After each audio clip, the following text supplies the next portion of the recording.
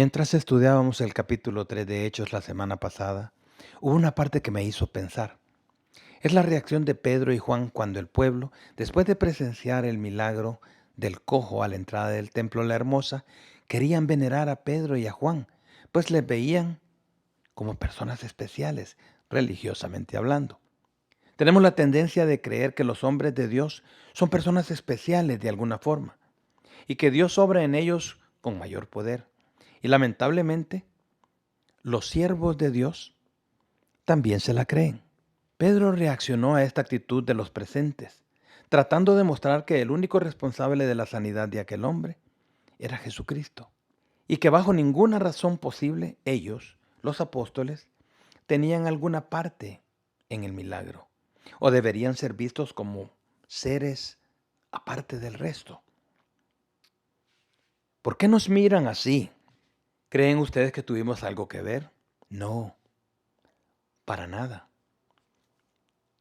¿Creen ustedes que este sentimiento acerca de la obra de Jesús en nuestro entorno sigue teniendo esa misma actitud de Pedro de no me miren a mí, todo se debe a Jesús? ¿O les parece que no? Hermano pastor, ore por mi problema, Dios a usted le oye. No, yo quiero que ore Él. Si Él no lo hace, nada sucederá. ¡Wow! ¿Y esta mentalidad de dónde salió? Del corazón pecaminoso de nosotros los hombres. No es difícil entender por qué la acción directa del Espíritu Santo ha ido decayendo y se ha convertido en pocas expresiones aquí y allá. Esta es una de las razones por las cuales estoy convencido que la iglesia primitiva tenía liderazgo. Claro que sí, pero no era como lo entendemos nosotros hoy en día. En la iglesia primitiva no existía un grupo de personas que tenían las riendas del destino de una multitud de personas. Eso no es sano. Si pensamos en las posibilidades de que nuestros líderes podrían estar medio confundidos o estar conscientemente manipulando en los demás las actitudes que ellos desean ver, pensar que por ser líderes unos son más santos que el resto es un absurdo, por no decir peligrosamente pecaminoso. ¿Necesitas confesar tus pecados?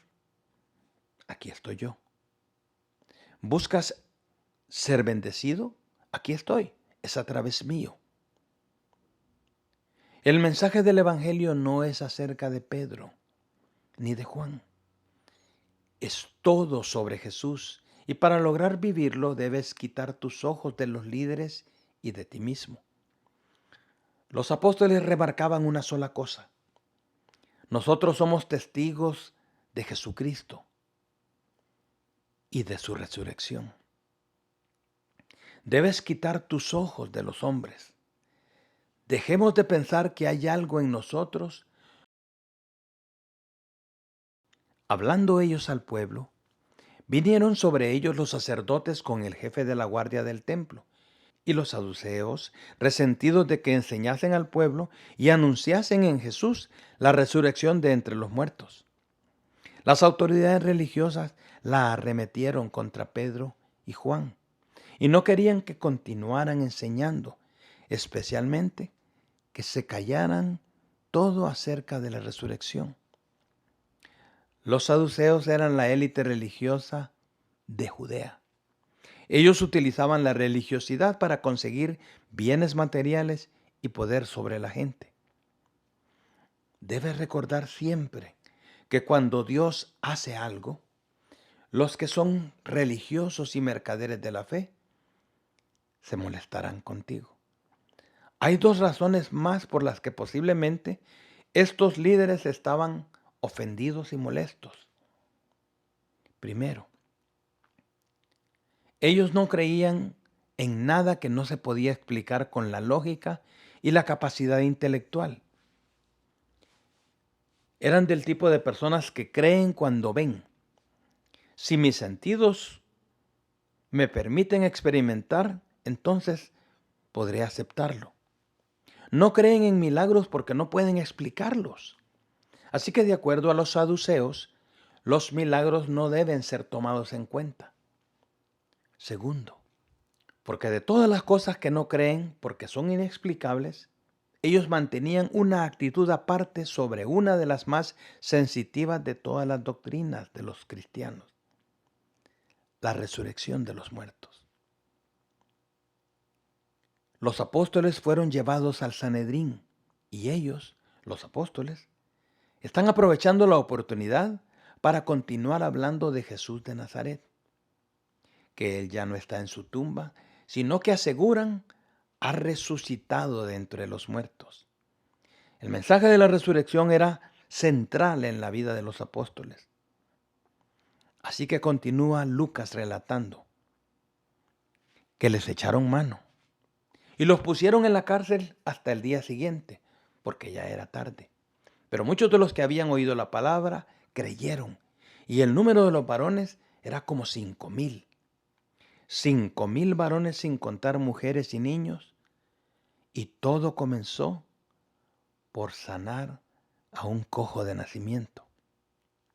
Aconteció al día siguiente que se reunieron en Jerusalén los gobernantes, los ancianos y los escribas, y el sumo sacerdote Anás, y Caifás, y Juan, y Alejandro, y todos los que eran de la familia de los sumos sacerdotes. Y poniéndoles en medio les preguntaron, ¿con qué potestad o en qué nombre habéis hecho vosotros esto? Bueno es notar que durante este interrogatorio a Pedro y a Juan, el hombre que había sido sanado estaba en medio de la discusión, a la par de ellos. Es interesante porque la evidencia del milagro está ahí.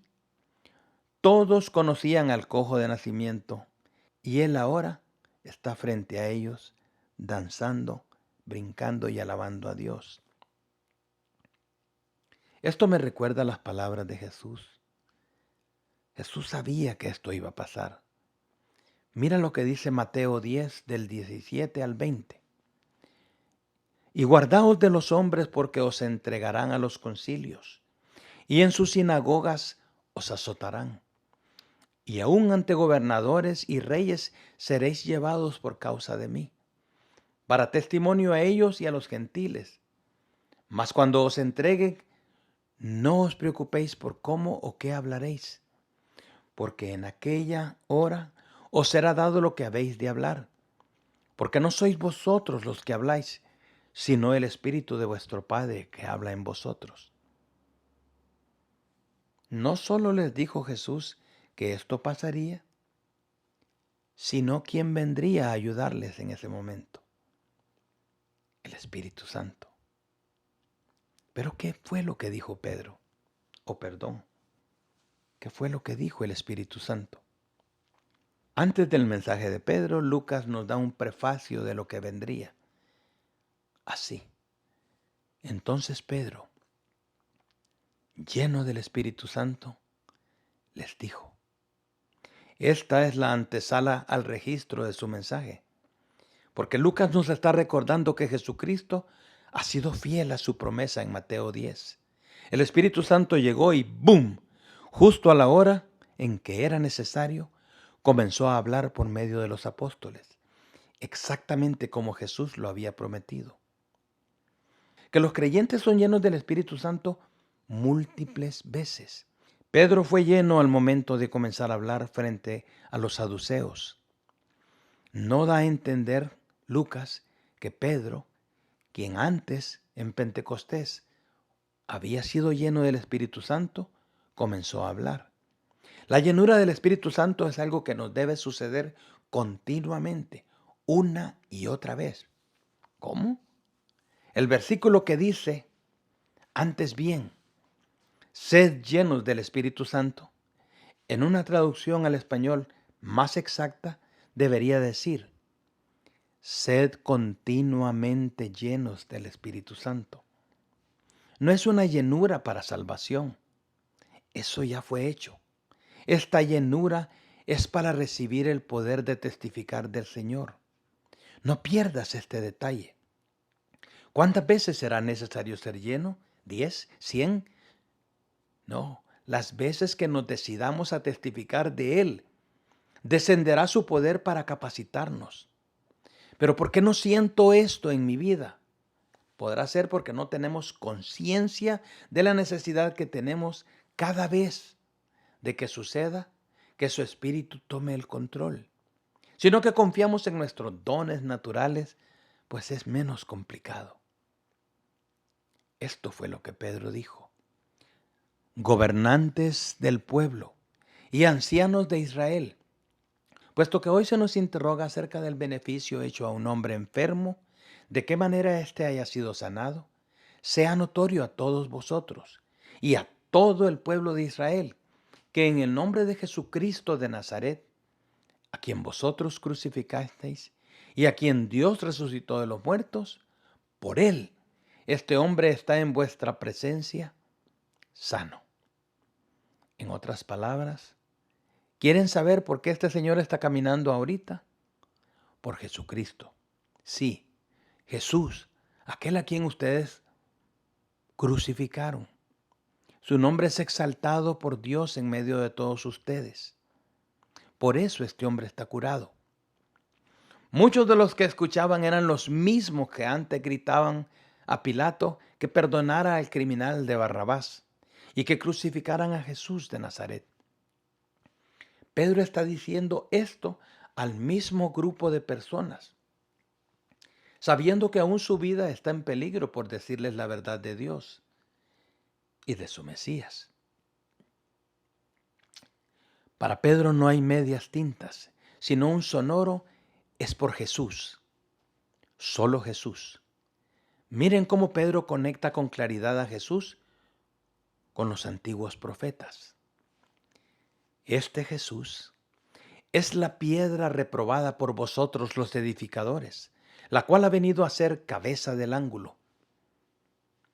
Y ellos decían en sus cabezas, ¿dónde he oído yo esa misma frase? Bien, esa frase está en Salmos 118, 22 al 23. La piedra reprobada por vosotros los edificadores, la cual ha venido a ser cabeza del ángulo, esto lo hizo el Señor, y es maravilloso delante de nuestros ojos. Cristo es la cabeza del ángulo. ¿De qué? De todo, del reino de Dios, de su obra en los hombres. Isaías complementa en el capítulo 28 cuando dice, por tanto, Jehová el Señor dice así, he aquí que yo he puesto en Sión por fundamento una piedra, piedra probada, angular, preciosa, de cimiento estable. El que creyere, no se apresure. Piedra probada, piedra preciosa y fundamento seguro. La cabeza del ángulo es la pieza principal de un fundamento. Es el centro, es el foco, es todo. Pero el pueblo la rechazó. Dios le hizo a Jesús la piedra del ángulo, pero ellos no le creyeron. Así que Pedro continúa su discurso. Y en ningún otro hay salvación, porque no hay otro nombre bajo el cielo dado a los hombres en que podamos ser salvos. La expresión es poderosa, pero también es exclusiva, especialmente en un mundo moderno que odia las frases exclusivistas. Es que ustedes cristianos no pueden decirme que solo es Jesús o nadie.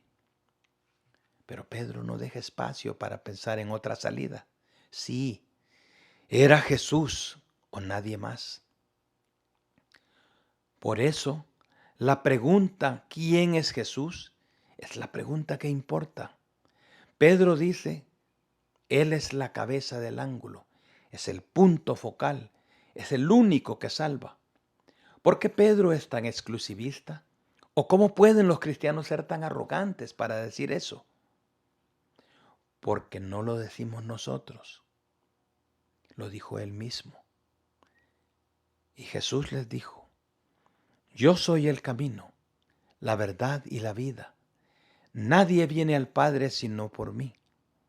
Por favor, hay cientos de religiones más y de plano, todos tienen algo de la verdad. Dime, ¿has oído este argumento? ¿Quién realmente puede afirmar esto con sensatez? ¿De qué verdad hablan? ¿Es la verdad una compuesta de todas las posiciones de todas las religiones?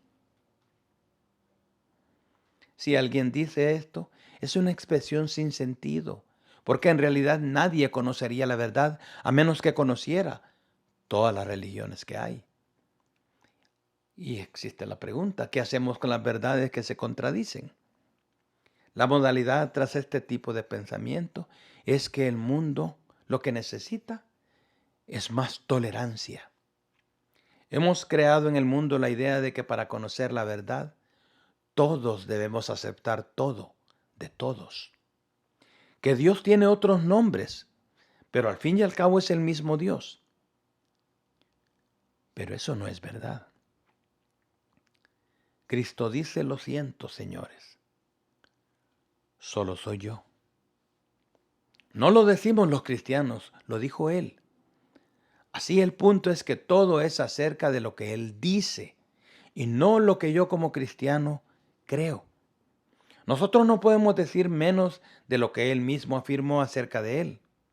Cuando compartamos con otros, no lo hagamos un asunto de nuestras creencias contra las tuyas, porque eso no nos llevará a ningún lado. Las opiniones en realidad no son importantes. En cambio, si crees lo que Él dijo, entonces puedes ser radical acerca de ello, porque esto es otra cosa muy diferente. Es un asunto ahora de fe, no de presunción. Si por tener tolerancia no le decimos lo que Cristo hizo, entonces no somos testigos del Señor. Somos otra cosa, pero no somos testigos. Entonces, viendo el denuedo de Pedro y de Juan, y sabiendo que eran hombres sin letras y del vulgo, se maravillaban y les reconocían que habían estado con Jesús. Ellos estaban oyendo el mismo mensaje que oyeron de los labios de Jesús de Nazaret. ¿No les parece interesante? La misma autoridad, la misma fuerza, la misma calidad. Estos eran hombres sin educación, pero que estaban haciendo lo que muchos de nosotros hemos obviado hacer, por sabe Dios qué razones. Lo que ellos vieron era para maravillarse. ¿Por qué?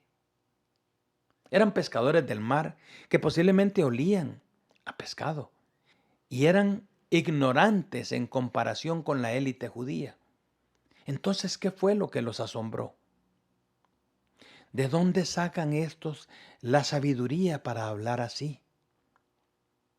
Ustedes conocen la respuesta si han estado prestando atención.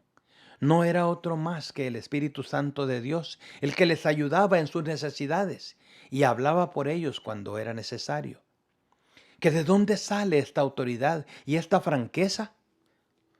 ¿Por qué nos recuerdan tanto a Jesús? ¿Cómo podían 12 sencillos hombres terminar hablando igual que su maestro? Nosotros hubiéramos preguntado, oye, ¿a qué seminario fuiste? ¿En qué colegio estudiaste? ¿Quién te enseñó eso que hoy nos enseñas? ¿Cuántos de ustedes saben que la gran mayoría de los grandes avivamientos de la historia fueron comenzados y manejados por personas sin educación superior? Nunca fueron muchos de ellos a un seminario y muchos ni siquiera fueron al colegio. No hay nada malo en ser educado y tener títulos. No es que sea malo, sino que impresiona que los otros, los menos privilegiados, hayan logrado tanto para Cristo sin tenerla. ¿Que de dónde salió la capacidad? Tú lo sabes. Y viendo al hombre que había sido sanado, que estaba en pie con ellos, no podían decir nada en contra. Entonces les ordenaron que salieran del concilio y conferenciaban entre sí diciendo: ¿qué haremos con estos hombres? Porque de cierto señal manifiesta ha sido hecha por ellos, notoria a todos los que moran en Jerusalén, y no lo podemos negar.